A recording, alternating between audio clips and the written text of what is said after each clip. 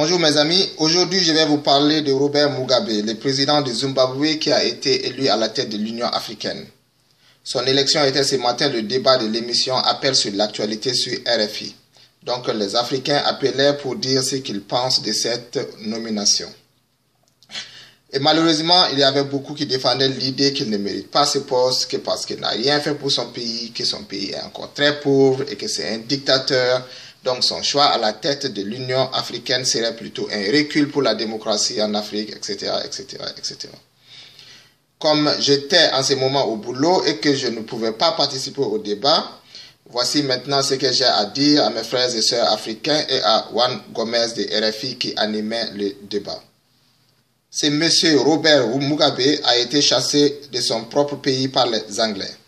Premier point que tout le monde doit savoir. Ce monsieur Robert Mugabe a fait 11 ans de prison dans son propre pays, capturé et mis en prison par les Anglais. Deuxième point que tout le monde doit savoir. 1% de la population du Zimbabwe possédait 99% des terres.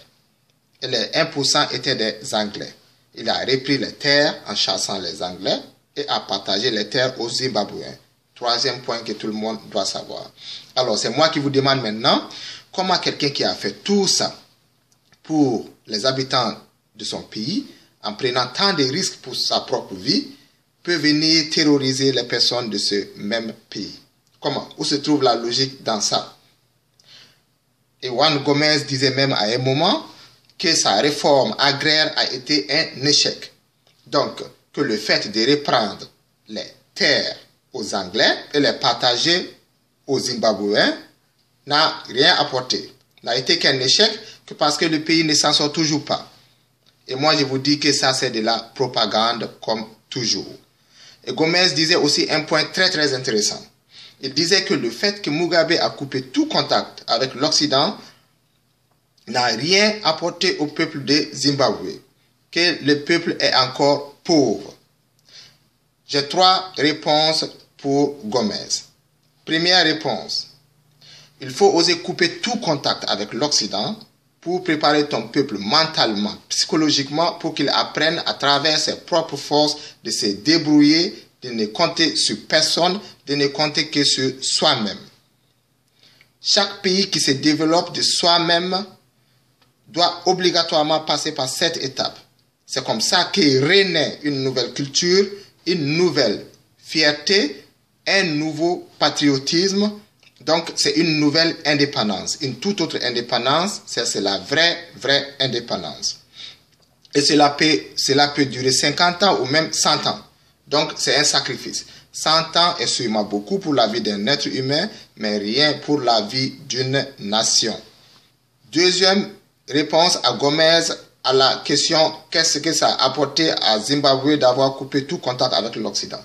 Je demande aussi à Gomez si les Africains qui ont des bons contacts avec l'Occident vivent aujourd'hui mieux que les Zimbabwéens. Je réponds par non. Plus pire, ces Africains qui ont encore des soi-disant bons contacts avec les Occidentaux n'ont même pas d'avenir. Parce qu'ils ont décidé de rester consommateurs de tout ce qui vient de l'Occident pendant toute leur vie. Donc, ils n'arriveront jamais à faire quelque chose eux-mêmes s'ils sont toujours en train de consommer ce qui vient de l'Occident. Ils ne seront jamais indépendants, ils ne seront jamais capables de transformer leur matière première sur place parce que c'est une perte de temps pour eux. On achète chez les Blancs, cela va vite. Et la troisième réponse, troisième et dernière réponse pour Gomez est que ce n'est même pas Mugabe qui a coupé le contact avec l'Occident, mais c'est plutôt l'Occident qui a mis l'embargo sur lui parce qu'il n'a pas voulu se soumettre. On l'interdit de voyager en Europe et aux États-Unis. Donc c'est moi qui vous demande encore, c'est quoi la vraie raison de cet embargo? Aucun de vous n'a ce réflexe de se demander pourquoi on met l'embargo sur lui avant de le critiquer. Si vous dites que la réponse est parce qu'il est dictateur ou parce qu'il est au pouvoir depuis longtemps, alors je vous dis que Paul Biya du Cameroun est plus longtemps au pouvoir que Mugabe et lui se promène encore dans les pays occidentaux. José Eduardo dos Santos d'Angola est plus longtemps au pouvoir que Mugabe. Teodoro Obiang de la Guinée équatoriale est plus longtemps au pouvoir que Mugabe. Et les pays arabes sont 1000 fois plus dictatoriaux que Zimbabwe et leurs chefs d'État se promènent encore dans les pays occidentaux. Donc, laissez-nous tranquilles. Le choix sur Mugabe comme dirigeant de l'Union africaine est un bon choix et ça montre que les Africains commencent à penser à leur avenir. Qu'on continue comme ça. La politique occidentale essaie toujours de diaboliser l'adversaire, donc les chefs d'État qui dérangent, comme le dit Michel Collomb, l'écrivain et journaliste belge. Donc ne croyez pas à tout ce que les médias occidentaux vous disent. Ne croyez pas à tout ça.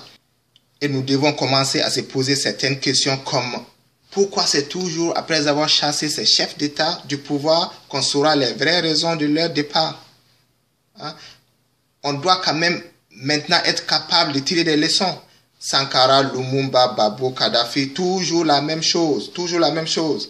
Avant la mort de Kadhafi, plus de la moitié des Africains même pensaient que Kadhafi était un dictateur, était en train de terroriser son peuple, donc il faut qu'il parte. Ils pensaient vraiment que c'était les causes pourquoi on veut le chasser. J'écoutais en ce moment RFI et ce sont les Africains même qui appelaient pour dire des choses pareilles.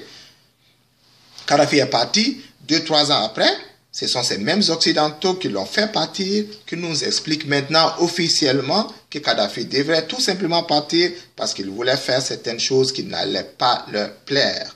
Et l'Africain qui avait cru à l'histoire des dictatures, de terroriser le peuple libyen, est encore une fois de plus déçu de la politique occidentale. Donc, on n'a pas honte qu'ils arrivent toujours à nous manipuler. Hein? On n'a pas honte. On ne tire pas des leçons de tout ça. Donc, ne tombez pas encore une fois de plus dans ces pièges, dans cette propagande de RFI. Bonne journée et à la prochaine fois.